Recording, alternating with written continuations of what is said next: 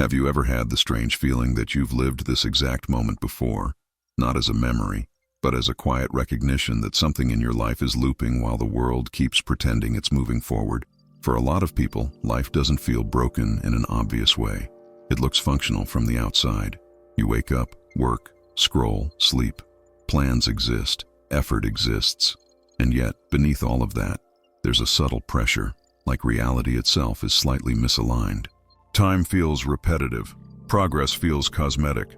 You're doing everything you were told would move you forward, but something unseen keeps you in the same emotional place. Not failure, not laziness, something harder to name. What makes this unsettling is that the feeling doesn't come from chaos but from order, from patterns that are too consistent, from the sense that your inner experience isn't matching the story you're living. Some people describe it as being out of phase with the world, as if their quantum consciousness is tuned to a different layer of a hidden reality most people never question. This isn't about motivation or mindset. It's about a quiet pattern researchers have noticed, one that shows up again and again in people who feel stuck without knowing why. And once you see where that pattern comes from, it becomes impossible to unsee. If this resonates even slightly, let it register quietly. A small signal of alignment is enough. It's simply a way of marking that something inside you recognized itself here. Staying connected is less about following a channel and more about choosing to remain in a shared space with others who sense there's more happening beneath the surface of everyday life. If you feel inclined, leave a brief comment starting with something like, "I've been feeling," or "This made me notice." Not to explain, just to reflect.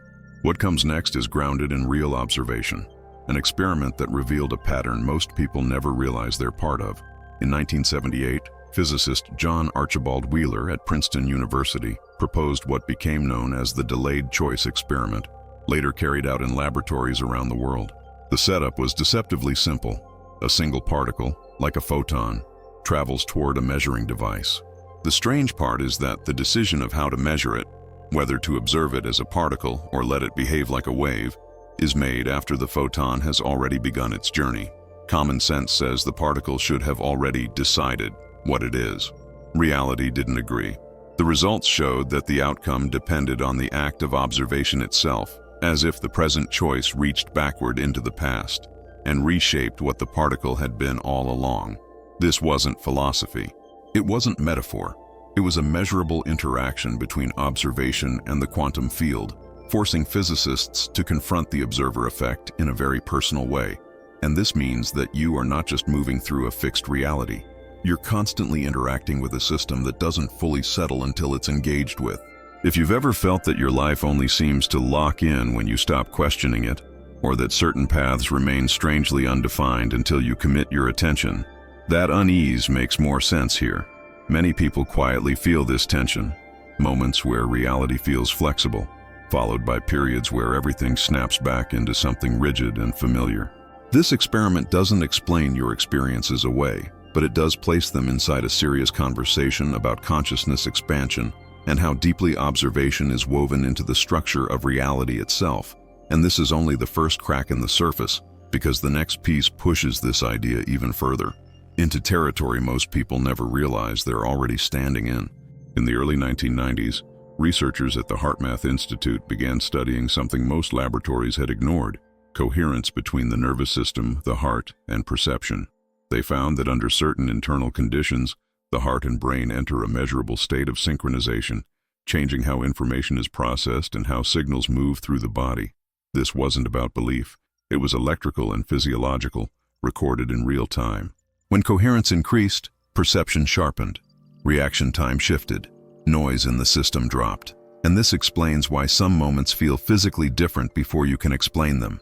That sudden stillness in your chest, a brief clarity that arrives without effort, a quiet internal click where things seem to line up, even if nothing external has changed.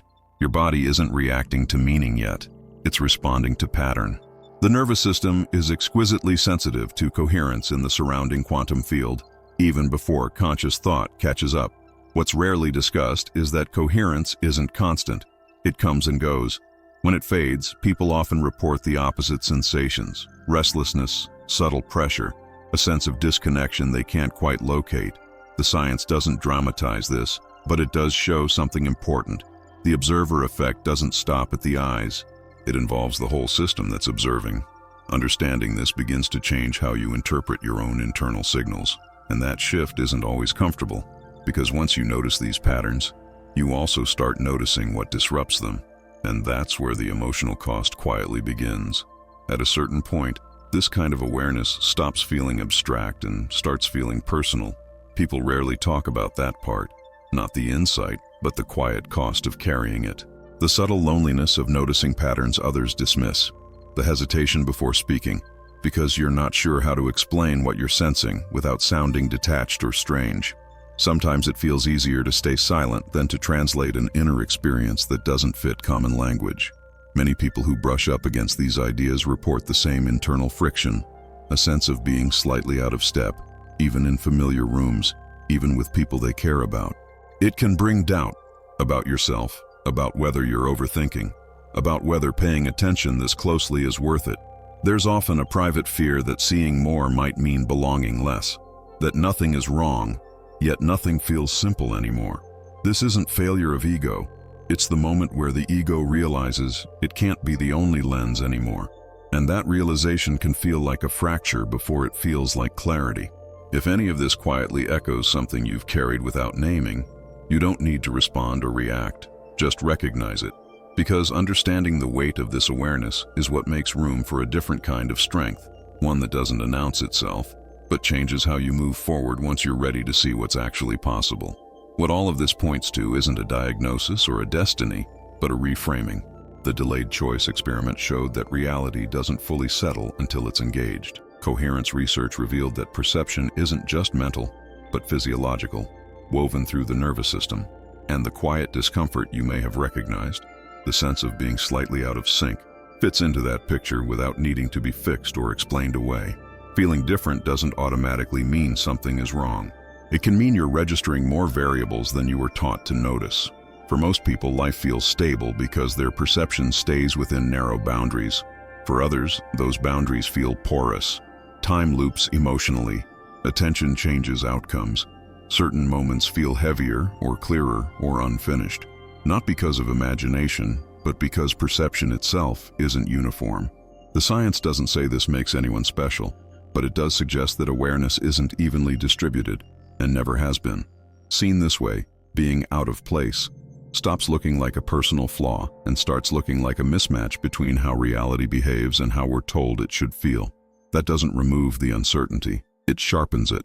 Because if perception shapes experience more deeply than we assume, then the most unsettling question isn't why some people feel different. It's what happens when they stop ignoring it. And that question doesn't end here. It quietly opens into something larger, waiting to be examined from the inside out. If something in this journey quietly clicked into place, let that recognition stand on its own. You don't need to label it or explain it to anyone else. It's simply the moment where an internal question feels more honest than the answers you've been given so far. Choosing to stay connected from here is less about following content and more about continuing a line of inquiry that doesn't fit into quick conclusions or surface-level explanations. If this feels like a space you want to return to, let that be a conscious step forward. What comes next doesn't offer comfort in the usual sense. It presses further into the pattern itself.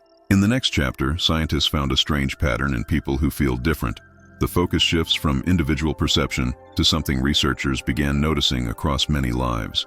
An observation that complicates everything you just considered and makes this question impossible to ignore. Your consciousness brought you here. What happens now is your choice.